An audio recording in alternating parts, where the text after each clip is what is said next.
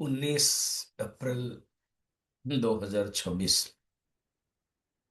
हम गीता के 16 अध्याय ले रहे हैं। इतना असुरों के बारे में जो वर्णन करते हैं, तो उनकी गति क्या होगी? क्या उनकी कृपा होगी?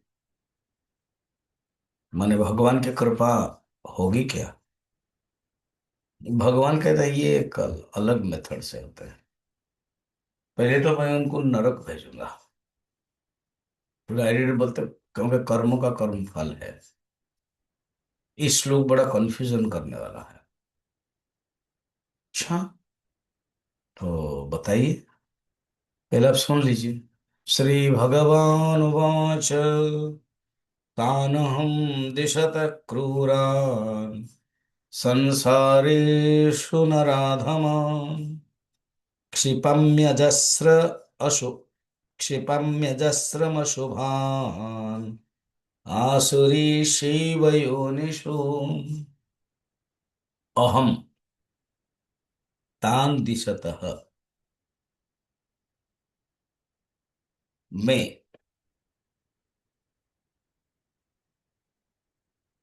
उन लोगों को द्वेष से क्रूर अशुभ नरधम को भेजता हूं। क्यों? माने नरक को भेजता हूं। अच्छा, फिर बार बार हम भेजेंगे और अजस्रम क्षिपा में मैं उनको निरंतर क्षिपा में मैंने फेंकता हूं, गिराता हूं। आप ईश्वर है ना? आप क्या है? ना ईश्वर है कर्म फलदाता। क्यों ऐसे करते हैं? नहीं तो फिर कर्म का कोई नियम नहीं रहेगा। फिर तो समय इम्बैलेंस हो जाएगा। अच्छा, हाँ, गलत कर्म कर रहा है, गलत फल मिलेगा। तो फिर वो लोग भी क्रूर है, आप भी क्रूर है? नहीं नहीं नहीं, हम उसका कर्म का फल देते हैं। फिर ये नरक भेजते हैं, उनको दंड हो, उनको दुख होता है, उनको यातना होती है, उनको पीड़ा होती है। तो कहते हैं अरे बाबा, नरक मेरा कुछ नहीं है, एक वॉशिंग मशीन है। माने कपड़ा तुम्हारा गंदा हो गया तो वॉशिंग मशीन में आप डालते हो ना, हाँ, साफ होके आता है। तो नरक में जब जाता है मनुष्य, वो दुखी होता है, फिर अनुताप पश्चाताप करता है कि मैं और करूंगा नहीं। ये मेरा मेथड है।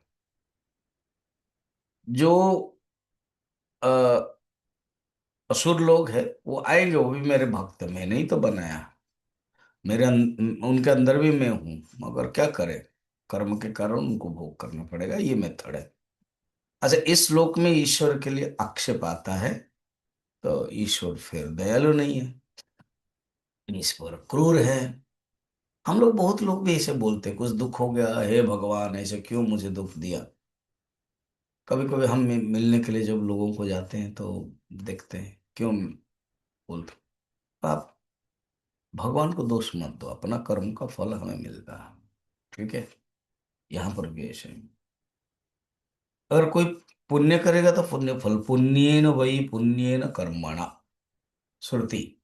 और पापेन भवति पाप पापेन, ये नियम है।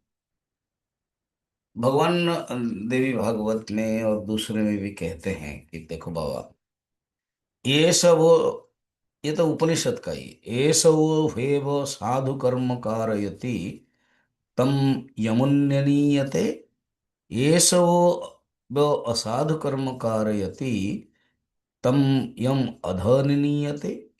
जिसे वो ऊपर ले जाना चाहता है ना, उसे शुभ कर्म कराता है। जिसे वो नीचे लेना चाहता है, वो तो अशुभ कर्म करता है। तो फिर मनुष्य की स्वतंत्रता क्या है? ईश्वर ही कराता है? नहीं। किसको लेना? जो एक्टिव है। जैसे कोई पुलिस के लिए इंटरव्यू होता है, तो जो एक्टिव होता है उसको बढ़िया कर देते हैं। मगर सरकार करता है, अच्छा ठीक है, तुम दूसरे कर्म कर सकते हो, तो उनको मेन में मिलिट्री आदि में नहीं भेजेंगे। तो इसी प्रकार भगवान कहते हैं इसको, भगवान के प्रति कोई द्वेष कोई क्रूर भावना, आक्षेप नहीं होना चाहिए। भगवान ये मेथड बताते हैं कि जो जिस प्रकार के अ, कर्म किया है उसका फल देना मेरा काम है, इसलिए मैं फल देता हूँ, ये नियम है।